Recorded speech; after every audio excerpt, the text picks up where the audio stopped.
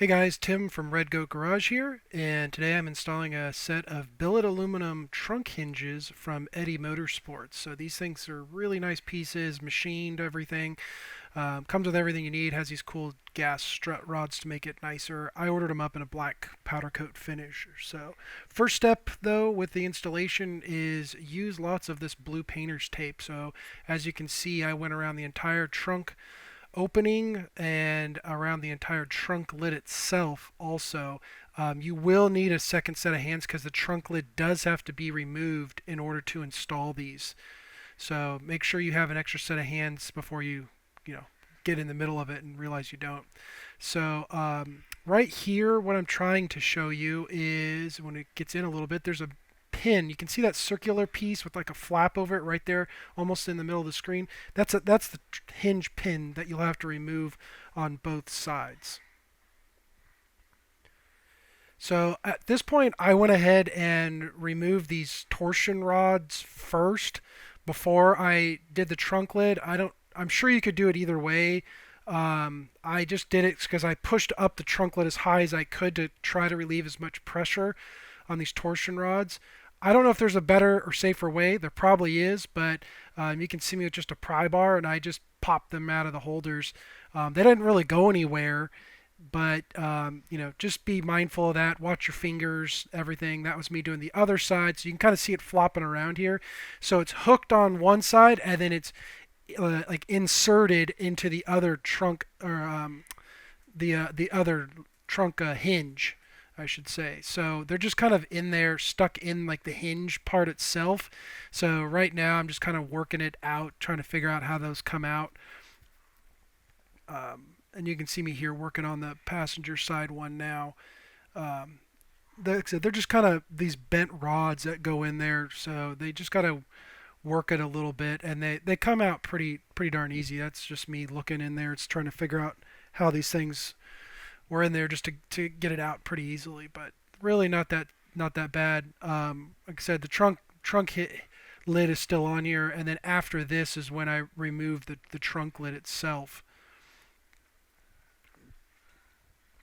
Again, make sure you have a second set of hands when you're doing this, because right now the trunk lid's still on, and if it didn't have that second set of hands, the trunk lid would flop down on you once you remove these rods. Plus, you need that extra set of hands to get the lid off too. So there we go. Pretty easy. Once I figured it out, it just pops right out.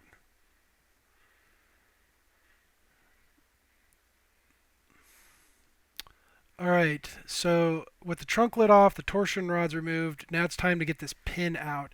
And it takes a little finagling to get it. So there's a pin that goes, it's installed from the inside to the out. So the pin has to come out towards the inside of the car. So that means that you can't really install it backwards or anything like that. But um, I just used obviously a screwdriver and a hammer, and then I used the pry bar again to work on that little metal flap to bend it up. And that metal flap is put down just so that the pins can't back themselves out of the hole there, so that the hinge doesn't fall, right. So it's just a kind of a matter of working it back and forth. Once that flap is up out of the way, you can spin that hinge up and down a little bit.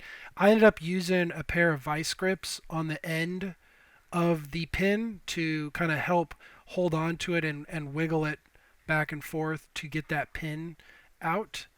But like I said, it's a little bit of a pain in the butt. You can see my brother there in the background. He was my extra set of hands during this part. And here, at this point, I'm just kind of trying to figure out how I'm going to get that thing out. Like I said, you could see me trying with the pry bar on the outside, but there's really nowhere to pry on it. It's too tight to just get out with your bare hands or anything. So I believe what I did was I took the screwdriver. Yeah, you can see me here, and I got it underneath the head of the pin just to get it start, just to kind of start.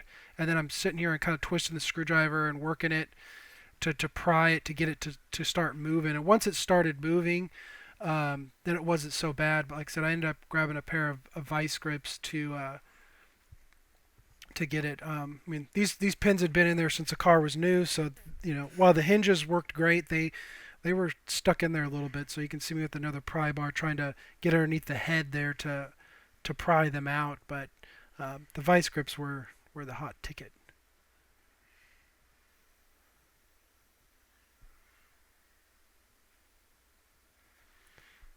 Just a heads up on the new pins, when you go to install them, they're going to install the same way.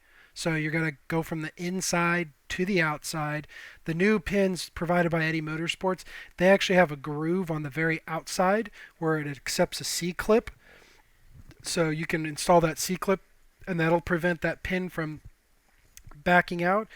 I ended up folding down that metal flap again, though, just to a little, I guess, extra insurance. If you can't get that C clip on there, then you could probably just fold down that flap and it would be fine as well. I don't know where I stepped off camera here too, but I think right here is where I'm trying to get these vice grips going. But yeah, there we go. I know it's a long sequence right here, but I kind of wanted to show you. This is probably about the most difficult part of the whole installation. Really, was getting the original pins out, but they worked. You might even spray some WD-40 up there or something like that. And then once those are out, this guy just pulls right on out. Super easy. You can see it out as that bracket to hold the torsion rod. So this is after I put the new pins in. You can see it there, nice and shiny. I hadn't folded the metal flap down yet. I did put a little grease on that pin just to ensure it wouldn't go anywhere. And this is where you have to mount this rear shock mount. You do need to remove your rear seat if you have it in there. So we end up just kind of holding it in place, figuring out where it needs to go. And then you have to drill 2 holes in order to mount it. So you can see me drilling 2 drills here, trying not to bust my ass on the when it pops through there. And there we go. There's the second one. There is a template included with this to figure out the right spot to mount it. There's the passenger side all bolted up. So you can see the stud on that goes towards the outside of the car, but on the hinge, the stud goes towards the inside of the car. And here it is with the shock actually mounted up to it. Now you have to remove the little pins on the ball part of the shock in order for it. The shaft part does go towards the back of the car. The big body part, it says in the instructions for that to go towards the front of the car. Don't know if it makes a difference, but that's what they said. So here's the trunk lid back on here with the Eddie Motorsports supplied Allen heads. And once we got this all in here, I closed it very slowly to kind of see how everything fit. At this point, I've already adjusted it, so I'm just kind of showing you the finished product. But like I said, overall only took a couple hours to install. The trunk lid opens way smoother now and closes way smoother. It doesn't creak or anything like that. Nice and quiet. Super happy with it. If you guys are interested too, check it out, eddiemotorsports.com, or there's their number right there. Thanks for watching. Make sure to hit that like and subscribe.